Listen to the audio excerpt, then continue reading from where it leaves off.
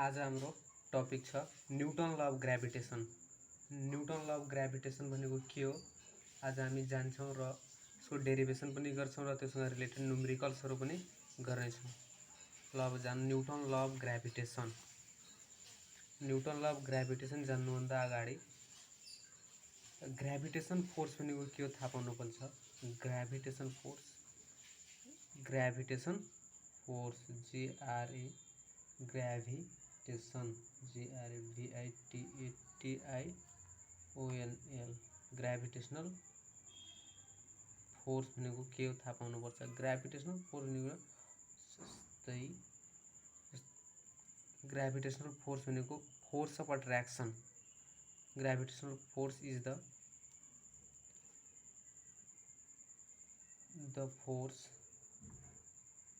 the force of attraction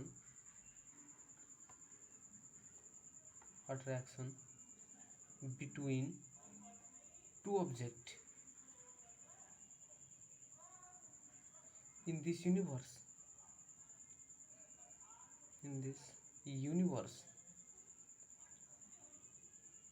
due to their masses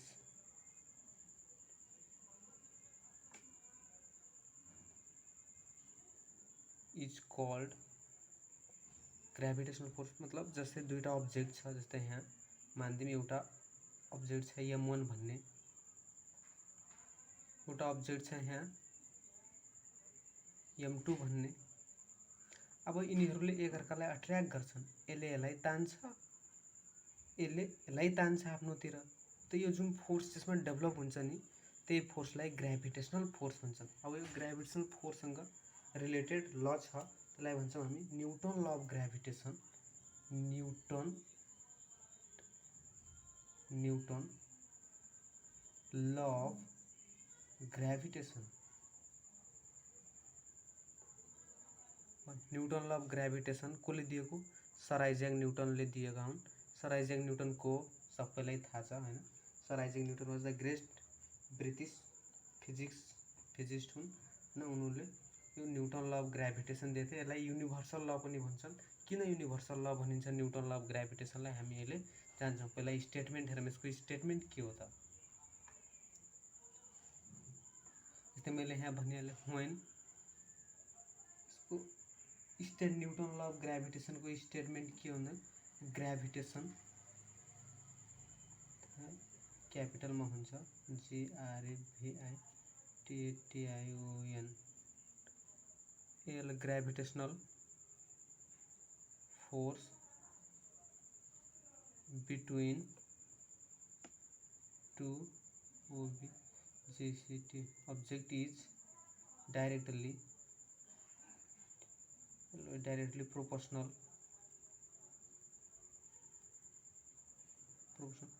to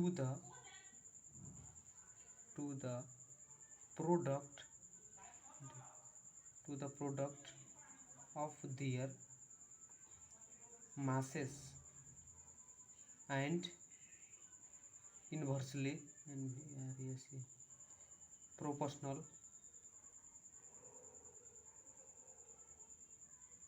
to the square distance between them। यो Newton ल of gravitation. Newton ल अफ ग्रेभिटेसनले के भन्छ भन्दा जस्तै फेरि बनाऊँ, जस्तै यहाँ दुईटा अब्जेक्ट के छ M1 यहाँ राखेछ र M2 भन्ने यहाँ राखेछ। यिनीहरूको सेन्टरको डिस्टेन्स d छ भने ग्रेभिटेशनल फोर्स डाइरेक्टली प्रोपोर्शनल हुन्छ product of their masses and inversely proportional हुन्छ square distance between their centre.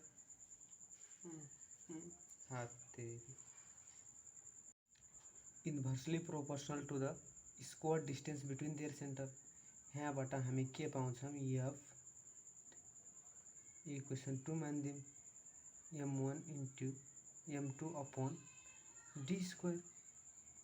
ये पाउँछौँ। अब हेरौँ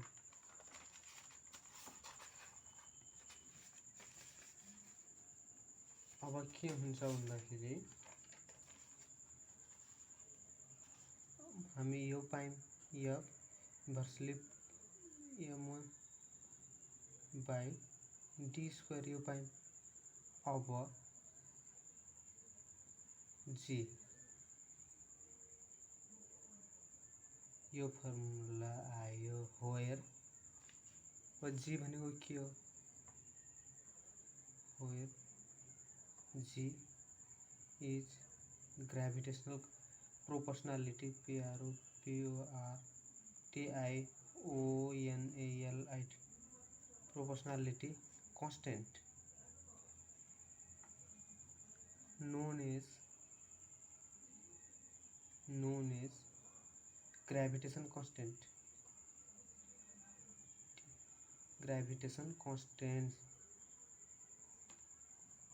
इसको जी को भ्यालु कति हुन्छ G equal to 6.67 into 10⁻11 Newton metre square per kg square. यसको एसआई युनिट हो। ग्रेभिटेशन कन्स्टेन्ट भनेको के हो हाम्रो छुट्टै भिडियो आउँछ, छुट्टै टपिकमा पढाउँला। यसको छुट्टै टपिक आउँछ, राम्रो कुरा हो, बुझ्नुपर्ने कुरा हो। अब यो जी को भ्यालु अहिले यति बुझ्यो, यति हुन्छ। ग्रेभिटेशन कन्स्टेन्ट हो, जी को भ्यालु यति हुन्छ, बुझ्यो, पुग्छ हामीलाई। हामी न्युटन ला हेर्यौँ, यो न्युटन लाबाट यो फर्मुला हामीलाई म्याक्सिमम चाहिन्छ। यो फर्मुला च्यामा सोध्ने गर्छ, प्रुफ डेरिभेसन यो सोध्ने गर्छ। अब नेक्स्ट कुरा यहाँबाट क्वेसन कसरी आउँछ त यहाँ जस्तै मैले भने युनिभर्समा सबै भएका मासहरू जस्तै जति पनि युनिभर्समा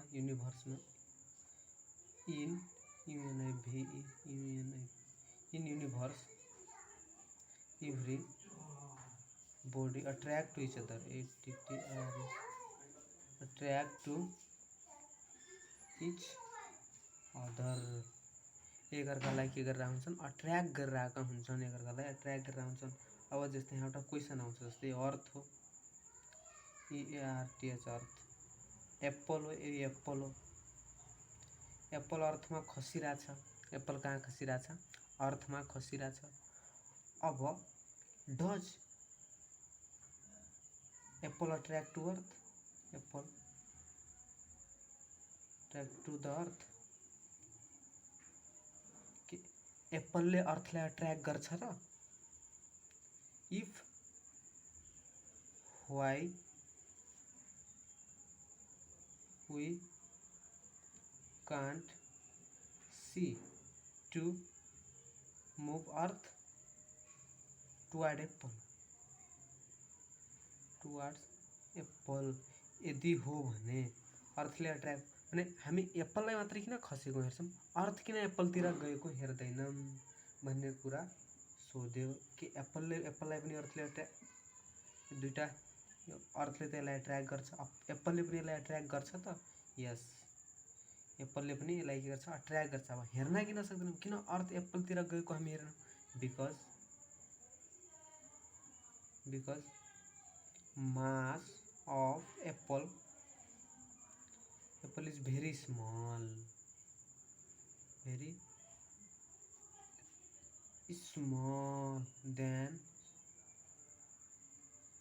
than compared to earth। Earth को कंपेयर में इसको मास के हुन्छ थोरै हुन्छ। So movement of earth can not be observed, so movement of यहाँ लेख्ने, so movement of earth toward apple is not observed, यो हामी हेर्न सक्दैनौँ। यति आयो यो क्वेसन, इक्जाममा सोध्ने क्वेसन हो स्पेशली। अब न्युमेरिकलतिर जाम हेरौँ, एउटा दुईटा न्युमेरिकल। यहाँ एउटा कस्ता न्युमेरिकल आउँछ ग्रेभिटेसन लबाट हैन, ग्रेभिटेसन ल के F equal to G m1 m2 by d square formula. अब यहाँबाट क्वेसन के सोध्छ, what changes come in F भनेको gravitation force when mass is double when both mass दुईटै मासलाई डबल गऱ्यो भने फोर्समा कति चेन्ज आउँछ त हेर यहाँ फोर्स अहिले F1 मानिदिउँ कति छ GM। अब मासलाई डबल गरिदिउँ M1 इक्वल टू मैले मानिदिएँ 2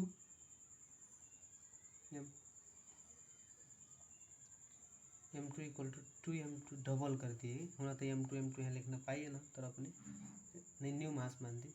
अब हाम्रो F2 के हुने भयो त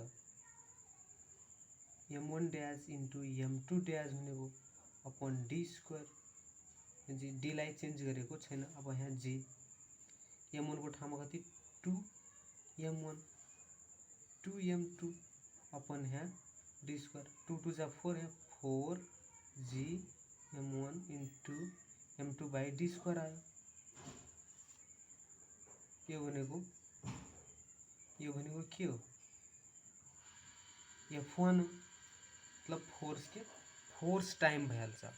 फोर्स कतिले चेन्ज हुन्छ 4 टाइमले चेन्ज हुन्छ के फोर्स हाम्रो कति टाइमले चेन्ज हुने भयो फोर्स। त्यस्तै कहिले भनिदिन्छ डिस्टेन्स इज हाफ। यदि डिस्टेन्स हाफ गरिदियो भने and mass is constant distance is half डिस्टेन्सलाई हाफ गर्यो mass remain constant mass remain CONSTANT मासलाई के कन्स्टेन्टमा राखिदियो।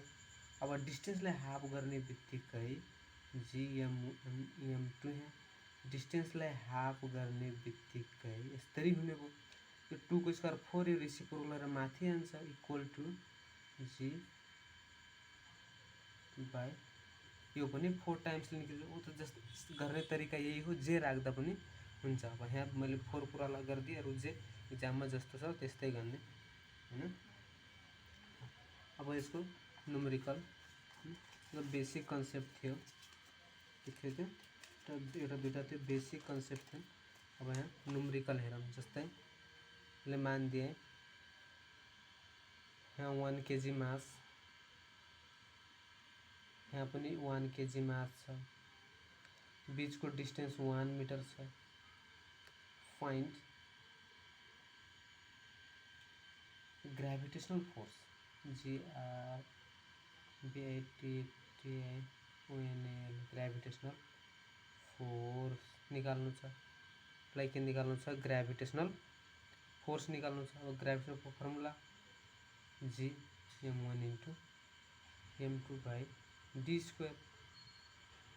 G को भ्यालु अहिले राखौँ M1 1 आउने भयो यहाँ पनि 1 आउने मतलब F इक्वल टू G आयो हाम्रो F equal to G F equal to कति हुन्छ G को value 6.67 into 10 to the power minus 11 newton metre square per kg square. So G को भ्यालु हो तर हाम्रो यहाँ फोर्स छ त्यसैले यहाँ के न्यूटन राख्ने किनभने एउटा राखिदिनु न्यूटन राख्ने फोर्स छ। अब यहाँ F इक्वल टू यो एउटा केस हो इक्जाममा स्पेशल्ली सोध्छ when at what case gravitational force and gravitational constant are equal त के भन्ने when 2 kg mass is at when 2 masses of 1 kg kept at 1 meter distance between them, then gravitational force equal to gravitation constant gravitation gravitation constant त्यहाँ तब के gravitation constant equal हुन्छ। यो special एक्जाममा सोध्ने गर्छ यो केस दिमागमा राखिराख्नु ल। अब हल्का अब धेरै आज फर्मुला एउटै छ त्यही बेसिसमा न्युमेरिकल गर्ने हो हैन। त्यही बेसिसमा के गर्ने हो जस्तै मैले भनिदिए अर्थको मास अफ अर्थ कति छ 6 × 10 टू द पावर 24 kg हैन। एउटा अब्जेक्ट लिए मैले अर्थको रेडियस अफ अर्थ कति छ, radius of 6.4 × 10⁶ metre mass kg. अर्थको मास यति दिएछ, अर्थको मास यति दिएछ, अर्थको रेडियस यति छ, एउटा मास छ, mass of object, mass of object, mass एउटा अब्जेक्ट कति 100 केजी मान्दी, 100 केजी मान्दी, placed on the surface of earth, surface of earth, find GRAV, gravitational force between earth and object। Mass of अर्थ दिए गए फॉर्मूला के G m2/d², G को value into 10⁻⁻11, m1 को value अर्थ को इंटू 10⁻24, m2 10 को square भइहाल्छ 100 भनेको अपन d², d कति छ r, तिनीहरूको सेन्टरको जस्तै फिगर बनाइदिउँ हल्का बुझिएन भने। अर्थ छ, अब्जेक्ट यहाँ छ, डिस्टेन्स त यिनीहरूको आर नै हुने हो त, डिस्टेन्स कति हो आर नै हुने हो। अब यहाँ 6 स्क्वायर, अब सल्भ गर्दाखेरि जति आउँछ एन्सर पाइहाल्छ, यहाँ समथिङ आउला, क्यालकुलेटरमा गर्ने कति आउँछ आन्सर हो। योबाट न्युमेरिकल यस्तै आउँछ। जस्तै अब यहाँ मैले अब्जेक्टको मास दिएछु, तपाईले सनको मास दिन सक्छ, सनको मास दिन सक्छ, धेरै अरू कुनै प्लानेटको मास दिन सक्छ, जे पनि दिन सक्छ। त्यही गर्ने तरिका यही हो। आजलाई यहाँ thank you for watching, thank you हैन, थ्याङ्क यू। र यसको एउटा न्युमेरिकलको एउटा यो लेसन भएपछि न्युमेरिकलको एउटा टपिक छुट्टै आउँछ, टेन्सन नलिनु त्यसको लागि।